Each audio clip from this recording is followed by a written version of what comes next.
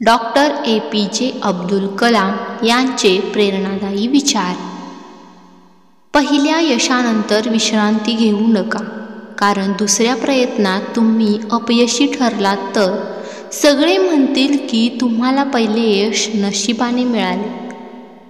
जर तुम्हाला तुमच्या मिशनमध्ये यश मिळवायचे असेल तर फक्त तुमच्या ध्येयावर लक्ष ठेवा. जर तुम्ही कोणत्याही प्रयत्नात अयशस्वी झालात तर प्रयत्न करणे थांबवू नका, कारण फेल म्हणजे फर्स्ट अटेम्प्ट इन लर्निंग. सर्जनशीलता म्हणजे एकाच गोष्टीचा वेगळ्या पद्धतीने विचार करणे.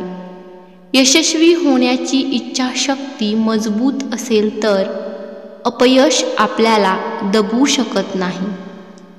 हे शक्य आहे की आपल्या सर्वांमध्ये समान प्रतिभा नसेल, पण आपल्या सर्वांना आपली प्रतिभा विकसित करण्याची समान संधी आहे. वेगळा विचार करण्याचे धाडस करा, शोध लावण्याचे धाडस करा, अज्ञात मार्गावर चालण्याचे धाडस करा, अशक्य गोष्ट शोधण्याचे धाडस करा आणि समस्यावर विजय मिळवा आणि यशस्वी व्हा. हे उत्कृष्ट गुण आहेत ज्यासाठी आपण कार्य केले पाहिजे. जर एखाद्या देशाला भ्रष्टाचार मुक्त करायचा असेल तर मला असे वाटते की आपल्या समाजात असे 3 लोक आहेत जे ते करू शकतात. हे 3 जण म्हणजे वडील, आई आणि शिक्षक आहेत.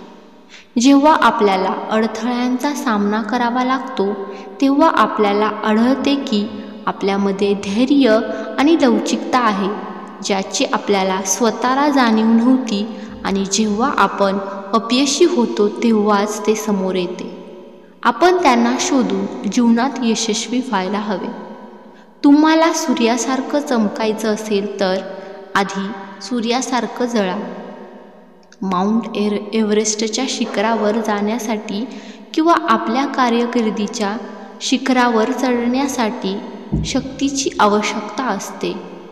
एक मोठा शॉट म्हणजे एक छोटा शॉट जो सतत शूट करत राहतो, म्हणून प्रयत्न करत राहा. निर्धार ही अशी शक्ती आहे जी आपल्या सर्व निराशा आणि अडथळ्यांमधून आपल्याला पाहते.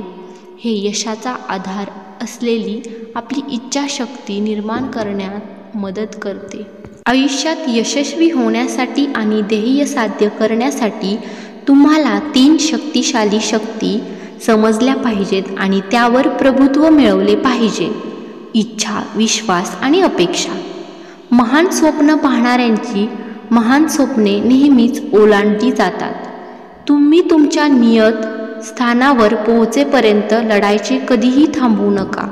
अद्वितीय तुम्ही जीवनात एक ध्येय ठेवा, सतत ज्ञान मिळवा, कठोर परिश्रम करा आणि महान जीवन साकार करण्यासाठी चिकाटी ठेवा. स्वप्ने ती असतात जी झोपेत पडतात. स्वप्न ती असतात जी झोप येऊ देत नाही.